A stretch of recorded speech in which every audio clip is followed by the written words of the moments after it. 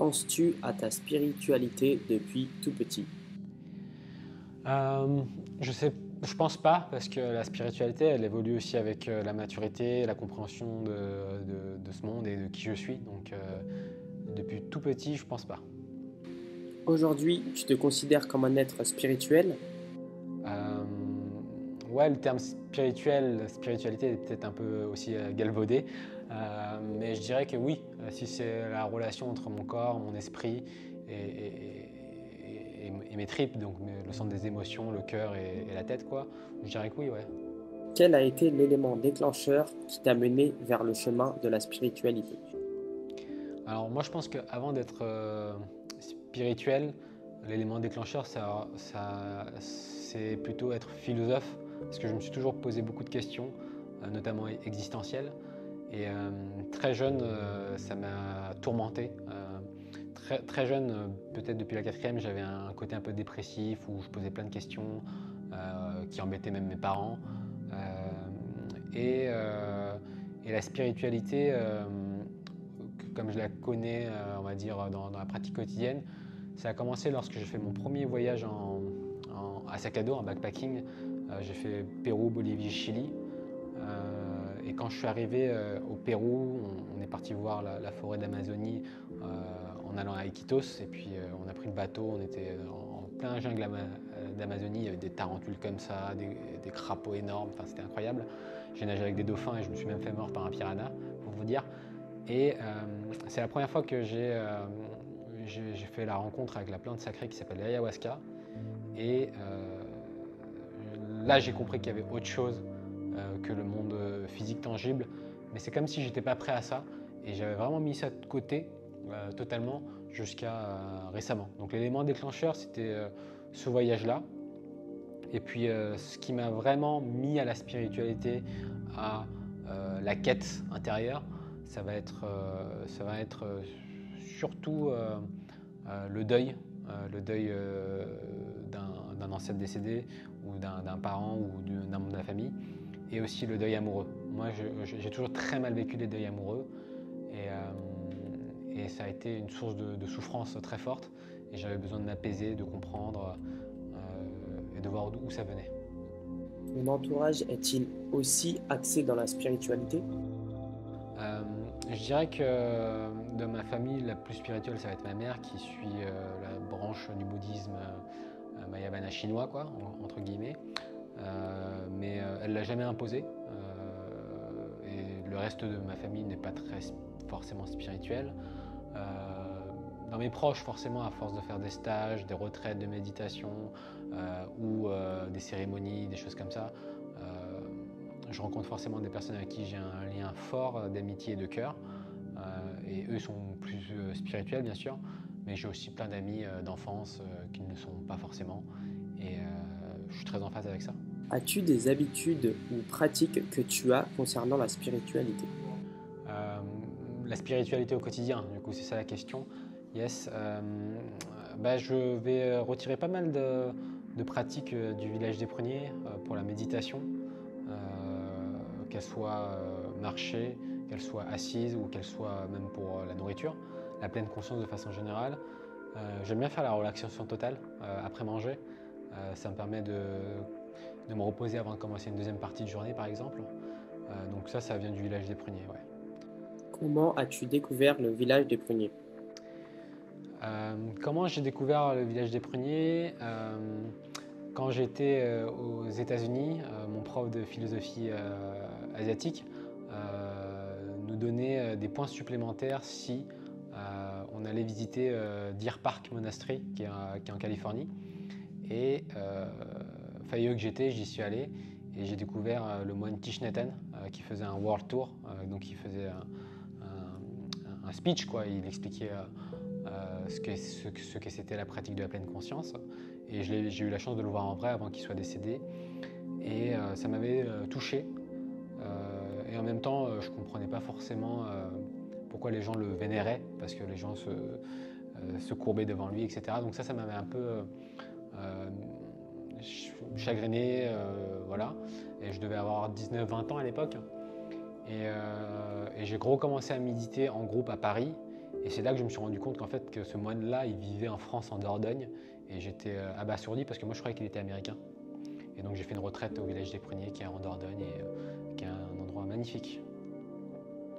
Est-ce que la spiritualité te permet de t'évader? Je pense que effectivement, il y a une partie de moi qui cherchait une fuite à cette souffrance, à cette douleur, à cette tristesse, qui ne pouvait pas l'accepter. En tant que jeune homme, on m'a jamais appris à gérer mes émotions. On ne parle pas d'émotions dans ma famille. Donc il y a une partie de moi qui cherchait la fuite, la compréhension, dans la quête. Mais aujourd'hui, ma spiritualité est tout à fait inversée. À chaque fois que je vais faire des cérémonies avec les plantes sacrées amérindiennes ou que je fais une retraite, c'est au contraire pour me connecter encore plus avec ce qui existe dans mon corps, dans mon esprit, et de m'ancrer un peu plus pour être encore plus présent dans le maintenant, dans le quotidien et dans la pleine conscience. Qu'est-ce que la plante amérindienne et comment se déroule une cérémonie? Alors, qu'est-ce que les plantes amérindiennes et comment ça se déroule? Ok, bon, bah, ça va dépendre de la plante, hein. Il y en a plein, mais moi je vais peut-être vous parler du cactus de San Pedro ou la wachuma. C'est une plante qui contient de la mescaline, donc un psychoactif assez puissant. Lorsque guidé dans un rituel chamanique, ça nous permet d'aller faire une quête de vision. Chaman voulant dire tout simplement médecin dans le terme traditionnel. Et ça m'a permis d'aller chercher en tant qu'adulte des traumas dans l'enfance passée, de le revisiter en tant qu'adulte, donc en comprenant tout et en étant très détaché émotionnellement, de réparer ou de relire, de réécrire un peu le passé. Et on parle souvent de PTSD en anglais, donc syndrome de stress post-traumatique. Et je pense qu'il y a certains traumas qui ont été soignés sous l'effet de la mescaline, de la plante, en tout cas en rituel chamanique de mon côté, ça c'est même sûr. Une cérémonie, comment ça se passe? Ça va dépendre de la plante. Il y a des plantes de nuit et des plantes de jour.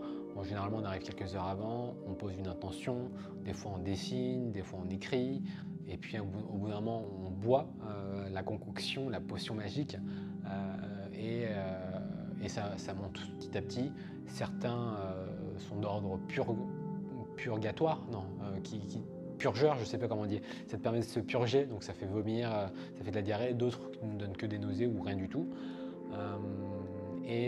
Après, on part dans une quête de vision. Donc on a des visions très colorées, comme des kaléidoscopes. Bon, j'arrive pas à le dire. vous l'écrirez en dessous ici.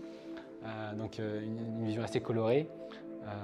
Et puis après, des fois, on peut avoir, ça dépend de chacun, il y en a qui le ressentent, il y a d'autres qui entendent des choses. Moi, je ressens et j'ai des visions, et ça me permet de partir dans une quête de vision où soit je revis le passé, soit je vois des éléments qui me parlent, ce que je veux vraiment à l'intérieur de moi. Mais ça permet vraiment de déconnecter là-haut, l'unité centrale là, et d'aller un peu plus dans le corps et surtout dans le cœur. Fais-tu des cérémonies régulièrement? C'est assez puissant comme processus, donc on ne peut pas faire ça de façon trop régulière non plus, parce qu'il y a un temps d'intégration, il y a un temps d'assimilation de ces visions, de cette quête.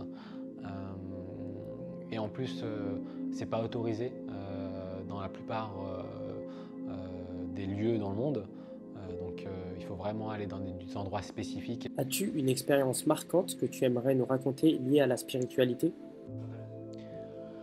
Est-ce que j'ai une expérience marquante dans ma vie liée à la spiritualité du coup? Ouais, très forte, fin 2022, le soir de la Coupe du Monde de football, France-Argentine, j'ai eu un malaise. Et le malaise, je me suis cogné très très fort au niveau de la tête.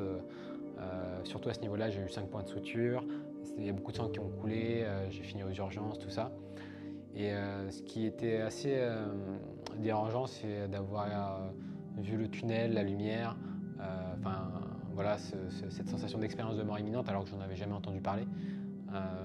Donc ça a été très perturbant de ressentir autant d'amour de l'autre côté, où ça se trouve c'est que dans ma tête, hein. Donc ça m'a posé beaucoup de sens, de questions sur le sens justement de la vie et de ce que je faisais.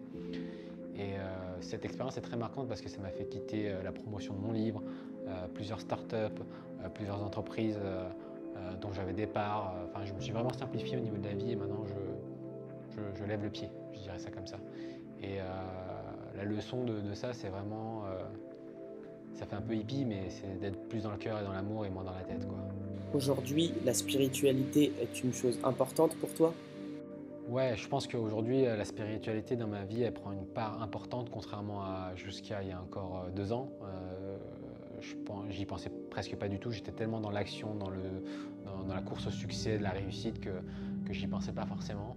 Et aujourd'hui, je me suis beaucoup calmé sur les motivations extrinsèques qui se situent à l'extérieur de moi. Et j'essaie d'écouter un peu plus mes motivations intrinsèques qui viennent de l'intérieur. Mais c'est très difficile puisque j'ai toute ma vie écouté l'extérieur et pas l'intérieur. Donc c'est un apprentissage. Et la spiritualité, ouais, est très importante dans ma vie aujourd'hui, plus que jamais. Est-ce que la spiritualité est forcément liée à Dieu? Je trouve qu'il y a des termes comme amour, comme Dieu, qui sont trop lourds en fait dans notre société parce qu'il y a trop de projections dessus. Si on parle de Dieu, forcément ça peut hérisser les poils de certains tout de suite. Moi je dirais que ma relation à la spiritualité, c'est déjà ma relation à mon monde intérieur à moi, comment je suis, mes valeurs, qui je suis et comment je fais émaner cette créativité et cet amour de moi en fait. Donc ça c'est la première réponse que je dirais. Et puis Dieu, je pense que c'est une question très personnelle. Les projections qu'on fait sur lui, je pense, sont de l'ordre très humaine et qu'en vrai, ça dépasse l'entendement et de ce qu'on peut imaginer, quoi. En tout cas, moi, j'aurais jamais imaginé que lors de mon expérience de mort imminente, je puisse recevoir autant d'amour, peu importe ce que j'ai dit ou ce que j'ai fait. C'est pas compréhensible. Peut-être que c'est juste quelque chose dans la tête, mais en tout cas, c'était très très fort. Ta vision long terme sur la spiritualité? Je pense qu'une fois qu'on met un pas sur ce chemin-là, il n'y a pas de, on ne peut pas rebrousser en fait, parce que c'est quelque chose qui nous appelle et on ne choisit pas, je crois. En tout cas, ce sera ma réponse. En tout cas, moi, on ne me l'a pas imposé et pourtant, je suis sur ce chemin-là, donc ce sera là tout le restant de ma vie, je pense. Alors, pour conclure, la spiritualité, comme la vidéo précédente sur les finances personnelles, c'est très personnel, c'est à tout à chacun. Je crois que c'est Camus qui disait que le monde est dépourvu de sens, et c'est justement ça qui est jouissif, parce que c'est le sens qu'on veut lui donner. Et ça me parle bien. Ça me parle bien de savoir vraiment ce que je veux pour moi, à l'intérieur de moi, ce que je veux pour les autres à l'intérieur de moi. Et c'est Barack Obama qui disait aussi on est le changement qu'on attend. C'est pas les autres qui apporteront le changement qu'on veut, c'est nous sommes le changement qu'on attend. Et je pense que c'est sur ces mots, sur ces deux citations que je vous laisse par rapport à la spiritualité.